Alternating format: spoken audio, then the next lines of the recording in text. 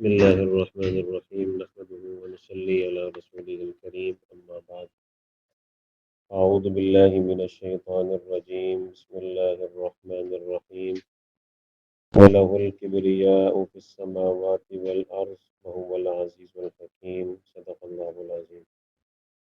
آج ہم جس حوالے سے اور جس موضوع پر بات کرنے لگے ہیں وہ گناہوں میں سے ایک اور گناہ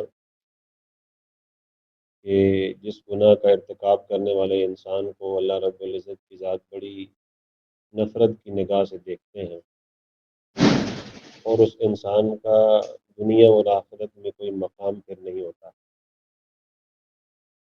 وہ گناہ ہے تکبر کرنے والا گناہ۔ قرآن پاک میں اللہ رب العزت نے ارشاد فرمایا، سورۃ النساء ہے، ان اللہ لا يحب من کان مختالا فخورا، بے شک اللہ رب العزت کی ذات فخر کرنے والے انسان کو، تکبر کرنے والے انسان کو پسند نہیں فرماتے۔ اور ایک حدیث میں آتا ہے، حضور نبی کریم صلی اللہ علیہ وسلم نے ارشاد فرمایا، من تواضع للہ رفعہ اللہ، جو بندہ عاجزی اختیار کرتا ہے اللہ رب العزت کی ذات اس کو بلندی اور اس کو مرتبہ عطا فرماتا ہے، اور جو بندہ تکبر اختیار کرتا ہے تو اللہ رب العزت کی ذات اس کو ذلیل فرما دیتا ہے۔ اور ایک حدیث میں آتا ہے، حضور نبی کریم صلی اللہ علیہ وسلم نے ارشاد فرمایا کہ جس شخص کے دل میں رائی کے دانے کے برابر بھی تکبر ہو تو وہ جہنم میں جائے گا۔ تکبر جو ہے یہ بہت بڑا جو ہے وہ نافرمانی ہے، بہت بڑا گناہ ہے۔ سب سے پہلے شیطان کو جو ہے نا وہ ذلیل کرنے والا گناہ وہ یہی تکبر تھا۔ شیطان اسی وجہ سے ذلیل ہوا، اسی وجہ سے راندہ درگاہ ہوا کہ وہ بھی تکبر کے اندر مبتلا ہو گیا۔ کہنے لگا جی میں کیسے جو ہے وہ ایک مٹی کے سے بنے ہوئے انسان کو سجدہ کروں، حسد بھی کرنے لگا، تکبر بھی کرنے لگا۔ تو تکبر جو ہے یہ ایک تو گناہ ہی گناہ ہے، جس کا نقصان یہ ہے کہ دنیا کے اندر بھی انسان کو سکون حاصل نہیں ہوتا اور آخرت کے اندر بھی انسان کو سکون حاصل نہیں ہوتا۔ لیکن اس کا ایک بہت بڑا نقصان یہ ہے کہ تکبر یہ وہ گناہ ہے جو دیگر بہت ساری گناہوں کی جڑ ہے، دیگر بہت سارے گناہوں کی جڑ ہے کہ تکبر وہ گناہ ہے۔ اور اگر اس گناہ سے نہ بچا جائے تو انسان گویا کہ دیگر گناہوں کے اندر مبتلا ہوتا رہتا ہے۔ مثال کے طور پر لیکن غصہ ہے، اب عام طور پر غصہ جو ہے یہ تکبر کی وجہ سے ہوتا ہے۔ عام طور پر غصہ جو ہے یہ تکبر کی وجہ سے ہوتا ہے۔ آپ جس کو دیکھیں جی وہ بسا اوقات وہ ماتھے پر چہرے پر ہر وقت جو ہے نا وہ غصے کے آثار، شوہر اپنی بیوی کو غصہ کر رہا ہے، ہر وقت لڑائی جھگڑا کر رہا ہے، یا بیوی جو ہے وہ ہر وقت جو ہے وہ بات نہ ماننے والے انداز میں گفتگو کر رہی ہے اور غصے والے انداز میں بات کر رہی ہے، تو یہ اس غصے کے پیچھے کیا ہے؟ تکبر، دوسروں کو حقیر سمجھنا اور اپنے آپ کو بڑا سمجھنا، اپنے آپ کے لیے جو ہے نا وہ اپنے آپ کو بڑا سمجھنے کا انداز۔ اسی طریقے سے اگر آپ دیکھیں تو بچوں کو مارنا، بچوں کے بارے میں جو ہے نا وہ ان کے حقوق ادا نہ کرنا، ہر وقت لڑائی اور ہر وقت لڑائی جھگڑا کرنا، اور پھر دوسروں کی غیبتیں کرنا، دوسروں کے ساتھ لڑائی جھگڑا کرنا۔ الغرض یہ کہ بہت سارے گناہوں کے پیچھے اگر انسان تلاش کرے نا، غصہ ہو یا غیبت ہو یا چغلخوری ہو، تمام گناہوں کے پیچھے جو بنیادی جڑ جو ہے نا وہ تکبر ملتی ہے۔ تکبر ایسا گناہ ہے جس کی وجہ سے انسان دوسرے گناہوں کے اندر مبتلا ہو جاتا ہے۔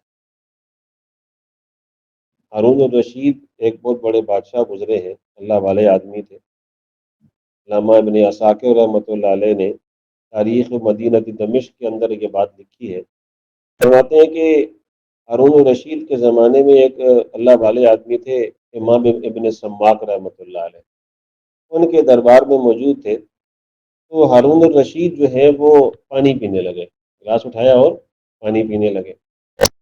تو پانی پیتے ہوئے امام ابن سماک رحمۃ اللہ علیہ فرمانے لگے ہارون الرشید سے کہ اگر آپ کو یہ کہا جائے کہ یہ جو ایک گلاس آپ پانی پینے لگے ہیں، یہ پانی آپ کو کہیں بھی نہیں مل رہا، پانی آپ کو کہیں بھی نہیں مل رہا، تو آپ کو ایک گلاس پانی لینا ہے، تو آپ اس پانی کو لینے کے لیے کیا کریں گے؟ ہارون الرشید جو ہے وہ وقت کے بادشاہ تھے، کہنے لگے میں اپنی جتنی بادشاہت ہے، جتنا میرے پاس دولت ہے، میں آدھی دولت آدھی بادشاہت دے دوں گا، مجھے پانی مل جائے تاکہ میں پانی پی لوں، میری ضرورت پوری ہو جائے۔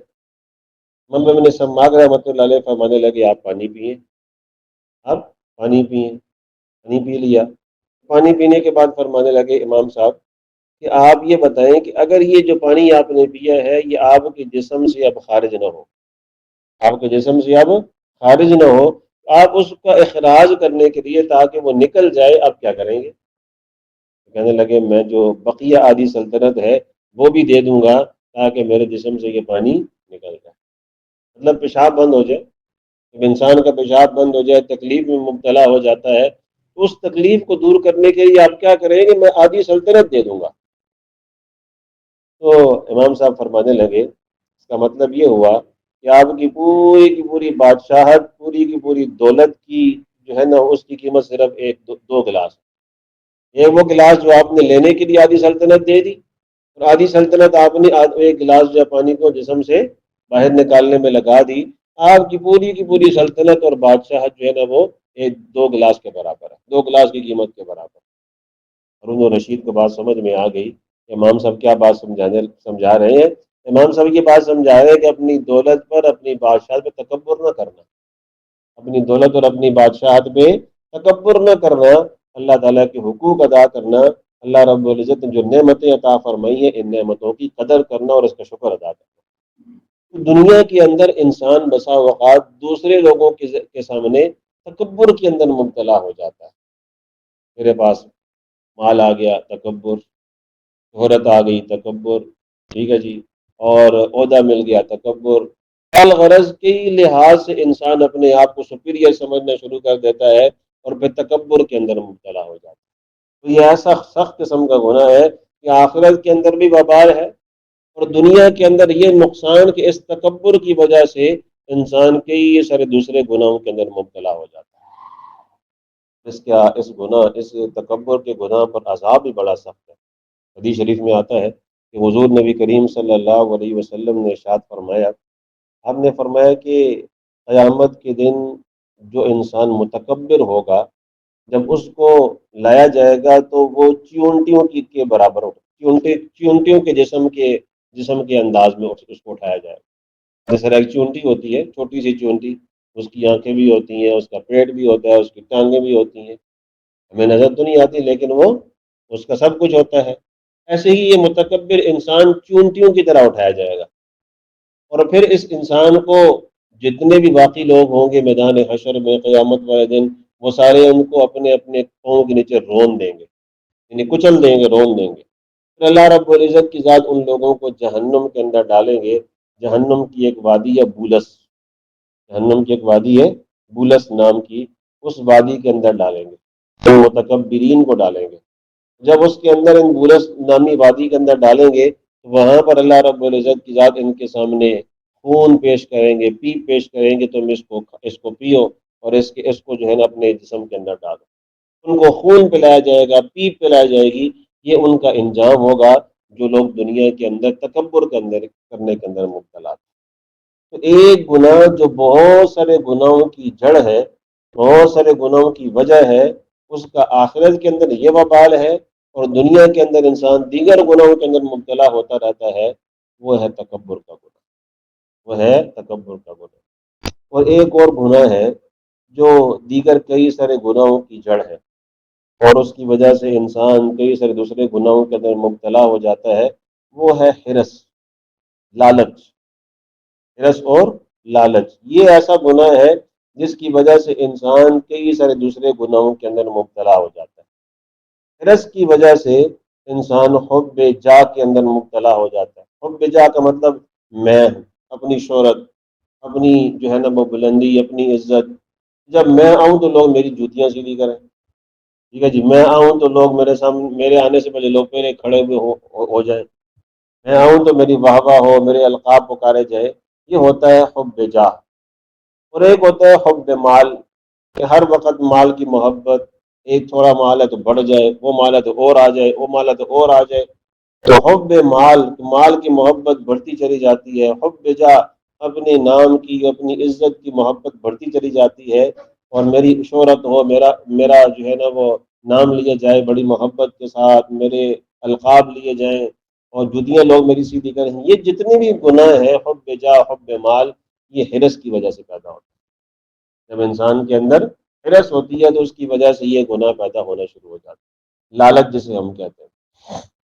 تو ان گناہوں کی وجہ سے دیکھا جائے تو انسان کئی سارے دوسرے گناہوں کے اندر مبتلا ہو جاتا ہے۔ لوگ چوری کیوں کرتے ہیں؟ اپنے آپ کو امیر کرنے کے لیے، وہ حرص کی وجہ سے کر رہے ہوتے ہیں۔ لوگ ڈاکہ کیوں ڈالتے ہیں؟ تاکہ اپنے آپ کو امیر کیا جائے، اپنے آپ کو دنیا کی چھوٹی جو ہے نا وہ چھوٹے رتبے سے نکال کر بڑے رتبے پر پہنچایا جائے، اپنے پاس مال جمع کیا جائے، اپنے پاس جو ہے نا وہ مختلف قسم کی جو ہے نا وہ آسانیاں اور اپنے لیے آرائش کا سامان جمع کیا جائے۔ یہ سب کچھ کیوں ہو رہا ہوتا ہے؟ پیچھے بنیاد کیا بنتی ہے؟ حرص ہوتی ہے۔ تو حرص جو ہے یہ بھی ایک ایسا گناہ ہے جس کی وجہ سے انسان بہت سارے گناہوں کے اندر مبتلا ہو جاتا ہے۔ خطیب بغدادی رحمۃ اللہ علیہ بہت بڑے عالم گزرے ہیں، انہوں نے تاریخ بغداد کے اندر ایک واقعہ لکھا ہے کہ ایک شخص تھا اشعب نام کا، اشعب نام کا ایک شخص تھا، اس اشعب تما، یعنی وہ اتنا ایسا شخص تھا کہ وہ بہت لالچی آدمی تھا۔ اور یہ کوئی افسانے والی باتیں نہیں ہے، کہ کوئی کہانیاں نہیں ہے، کیونکہ تاریخ بغداد کے اندر امام خطیب بغدادی رحمۃ اللہ علیہ نے ان کے بارے میں بہت سارے واقعات بھی لکھے ہیں۔ ان کا لقب بھی بن گیا تھا تما، لالچی۔ واقعہ لکھا ہے کہ وہ ایک دفعہ جو ہے نا وہ جا رہے تھے، تو آگے ایک شخص نے پیتل کے برتن بنا رہا تھا، پیتل کے برتن بنا رہا تھا، پلیٹیں جیسے ہم کہتے ہیں۔ اس کو کہا کہ تم نا یہ پلیٹیں جو بنا رہے ہو تم چھوٹی بنا رہے ہو، تم کیا کر رہے ہو؟ چھوٹی بنا رہے ہو، ذرا بڑی کر کے بناؤ، پلیٹیں جو ہے نا ذرا بڑی کر کے بناؤ۔ وہ شخص کہنے لگا اس سے آپ کی کیا غرض ہے، میں پلیٹیں چھوٹی بناؤں یا بڑی بناؤں؟ امام خطیب بغدادی رحمۃ اللہ نے لکھا ہے کہ وہ شخص کہنے لگا کہ ہو سکتا ہے میرے لیے کوئی بندہ اس کے اندر کھانا لے کر آئے، ہو سکتا ہے کہ میرے لیے کوئی بندہ کھانا اس کے اندر لے کر آئے، تو جب وہ کھانا لے کر آئے گا تو ذرا زیادہ لے کر آئے گا، اس لیے ذرا تم کیا کرو، پلیٹیں ذرا بڑی کر کے بنو۔ تو ایسا لالچی آدمی تھا۔ تو ایک کتاب کے اندر ان کے واقعات جمع کیے گئے۔ ایک اور واقعہ ان کے عنوان سے لکھا ہوا ہے، ایک دفعہ باہر نکلے، دیکھا بچے کھیل رہے ہیں، بچے جو ہے نا وہ کھیل رہے ہیں۔ تو جب بچے کھیلتے ہوئے دیکھے تو ان کو ایسے ہی دھوکہ دیتے ہوئے کہا، تم کو پتہ ہے فلاں جگہ پر مٹھائی تقسیم ہو رہی ہے، فلاں جگہ پر مٹھائی تقسیم ہو رہی ہے۔ تو بچوں کو یہ کہا، اور بچے سارے کے ساتھ جب انہوں نے سنا کہ مٹھائی تقسیم ہو رہی ہے بھاگنا شروع ہو گئے، وہاں پہنچ جائیں تاکہ مٹھائی مل جائے۔ جب دیکھا کہ بچے بھاگ رہے، پیچھے پیچھے خود بھی بھاگنا شروع ہو گئے، پیچھے پیچھے خود بھی بھاگنا شروع ہو گئے۔ لوگوں نے کہا آپ نے تو ان کو دھوکہ دیا ہے، آپ نے ان کو دھوکہ دیا، تو آپ خود کیوں بھاگ رہے ہیں؟ کہا اس سے سارے ہی بھاگ رہے ہیں، ممکن ہے وہاں پہ مٹھائی تقسیم ہو رہی ہے، میں بھی جا کے لے لوں۔ تو بسا اوقات جو ہے وہ انسان جو ہے اس قسم کی حرص اور لالچ کے اندر مبتلا ہو جاتا ہے کہ وہ حرص اور لالچ انسان کو خود بھی دھوکہ دے رہی ہوتی ہے، خود بھی انسان کو دھوکہ دے رہی ہوتی ہے۔ یہ دو ایسے گناہ ہیں جن کے بارے میں حضور نبی کریم صلی اللہ علیہ وسلم نے بھی ارشاد فرمایا، یہ گناہ آخرت کا بھی بہت بڑا وبال ہوتے ہیں، اور یہ گناہ انسان کے لیے دنیا کے اندر اس طرح وبال بنتے ہیں کہ یہ انسان کے لیے دوسرے قسم کے گناہوں کے اندر مبتلا ہونے کا ذریعہ بن جاتا ہے۔ اب سوال پیدا ہوتا ہے کہ بندہ ان گناہوں سے اپنے آپ کو کیسے بچائے، اپنے آپ کو کیسے بچائے؟ سب سے پہلی بات یہ ہے، تکبر ہو، حرص ہو، ظلم ہو، دیگر جتنے بھی گناہ ہیں، ان سے اپنے آپ کو بچانے کا طریقہ یہ ہے کہ بندہ جب کسی کے پاس کوئی نعمت دیکھتا ہے، کسی کے پاس کوئی آسائش دیکھتا ہے، کسی کے پاس کوئی دنیا کی یا آخرت کے لحاظ سے کوئی نعمت دیکھتا ہے، تو بندہ یہ سوچے کہ اس بندے کو یہ نعمت اللہ پاک نے عطا فرمائی، اللہ رب العزت نے اس کو یہ نعمت عطا فرمائی ہے، کہ اگر اللہ نے اس کو عطا فرمائی ہے تو وہ اللہ جو اس کو نعمت دے رہا ہے، اس کے لیے اپنے دروازے رحمت کے کھول رہا ہے، وہ میرے اوپر بھی اپنے رحمت کے دروازے کھول سکتا ہے۔ تو بندہ بجائے تکبر کرنے کے، بندہ بجائے حرص کرنے کے، بندہ بجائے جلنے کے یوں کیوں نہ کرے کہ اپنے رب سے مانگے، اپنے رب کی طرف ہاتھ اٹھائے، یا اللہ آپ نے اس کو اپنی نعمت سے نواز دیا، اپنی رحمت کے دروازے اس کے لیے کھول دیے، یا اللہ مجھے بھی یہ نعمتیں عطا فرما دے۔ پہلا طریقہ یہ ہے کہ انسان بجائے جلنے کے، انسان بجائے حرص کرنے کے اور لالچ کرنے کے اور اپنے آپ کو دیگر گناہوں کے اندر مبتلا کرنے کے، اپنے رب کے سامنے ہاتھ پھیلائے۔ اللہ تعالیٰ کی ذات سے کوئی بعید تو نہیں ہے کہ اللہ اس کو بھی اپنی نعمت عطا فرما دے۔ تو دوسرا طریقہ یہ ہے، دوسرا جو ہے وہ گناہ سے بچنے کا طریقہ یہ ہونا چاہیے کہ انسان ان گناہوں کے اوپر جو ملنے والا عذاب ہے، گناہوں کے اوپر جو ملنے والا عذاب ہے، جیسے میں نے آپ کے سامنے ذکر کیا کہ تکبر کرنے والے انسان کے بارے میں اللہ نے فرمایا میں اس کو پسند نہیں کرتا۔ جس انسان کو اللہ ہی پسند نہ کرے، اس انسان کا دنیا اور آخرت میں کیا حال ہوگا؟ جب اللہ پسند نہیں کریں کہ اللہ رحمت بھی عطا نہیں فرمائیں گے، اس کے لیے اس کی روزی اس کا وبال بن جائے گی، اس کا مال اس کے لیے وبال بن جائے گا، اولاد وبال بن جائے گی، بیوی بچے وبال بن جائیں گے۔ جب اللہ ہی محبت نہیں کر رہے، دنیا بھی اس کی گئی، اور آخرت کا بھی بہت بڑا خسارہ کہ جب اللہ تعالیٰ ہی ناراض ہے اس بندے کے لیے، آخرت میں کیا ملنا ہے اس کو۔ یہ انسان سوچے کہ اللہ رب العزت نے قرآن پاک میں یہ فرمایا کہ تکبر کرنے والے، فخر کرنے والے انسان کو اللہ پسند نہیں فرماتے، تو میں کیوں اپنے آپ کو اللہ تعالیٰ کی ناراضگی کے اندر دھکیل رہا ہوں؟ اور وہ عذاب سوچے جو اس گناہ پر عذاب ملنا ہے، کہ میں نے بھی آپ کو سامنے ذکر کیا، متکبر انسان کو کس طرح اٹھایا جائے گا، کس طرح اس کو روندا جائے گا، کس طرح اس کو ایک جہنم کی وادی میں گرایا جائے گا، پھر اس کو خون اور پیپ پلایا جائے گا۔ یہ اس کا آخرت کا بہت بڑا وبال۔ تو متکبر آدمی جو تکبر کر رہا ہے، یا حرص اور لالچ کے اندر کوئی پڑا ہوا آدمی ہے جو ہر وقت حرص اور لالچ کی وجہ سے دیگر گناہوں کے اندر مبتلا ہے، تو اس عذاب کو، اس آخرت کے اندر پیش آنے والی مصیبت کو انسان سوچے کہ اگر میں نے اپنے آپ کو نہ بچایا تو میں اس گناہ کے اندر جو ہے نا وہ مبتلا ہو کر اپنی آخرت خراب کر رہا ہوں۔ اور تیسری بات یہ کہ بندہ اس گناہ سے بچنے کے لیے اور اپنے آپ کو بچانے کے لیے کر سکتا ہے کہ وہ بندہ جس سے انسان لالچ کر رہا ہے، جس انسان کے سامنے انسان اپنے آپ کو بڑا سمجھ کر اور اس کی گناہ کے اندر مبتلا ہو رہا ہے، اس کے لیے بندہ دعا کرے، اس کے لیے بندہ دعا کرے۔ اللہ رب العزت کی ذات بسا اوقات جس انسان سے نفرت ہوتی ہے، جس انسان کو مصیبت میں دیکھنا چاہتا ہے، جس انسان کو تکلیف میں دیکھنا چاہتا ہے، اسی کی وجہ سے پھر انسان تکبر میں مبتلا ہوتا ہے، حرص میں مبتلا ہوتا ہے۔ اس کے لیے بندہ دعا کرے۔ جب انسان اس کے لیے دعا کرتا ہے تو اللہ پاک دل سے نفرت، دل سے کینہ، دل سے بغض یہ نکال دیتے ہیں، اور پھر یہ انسان آسانی والی اور جو ہے نا وہ آسائش والی زندگی گزار رہا ہو۔ تو یہ تین کام ایسے ہیں جو اگر کیے جائیں تو اللہ رب العزت کی ذات سے بعید نہیں ہے کہ اللہ تعالیٰ اس بندے کو گناہوں سے محفوظ فرما دے۔ تو تکبر اور یہ حرص اور لالچ، یہ وہ گناہ ہے جس کی وجہ سے انسان کی دنیا بھی خراب ہو جاتی ہے اور آخرت بھی خراب ہو جاتی ہے۔ دعا کریں اللہ تعالیٰ ہم سب کو اس گناہ سے بچنے کی توفیق عطا فرمائے اور اپنی رضا والی زندگی نصیب فرمائے۔ آخر دعوانا ان الحمد للہ۔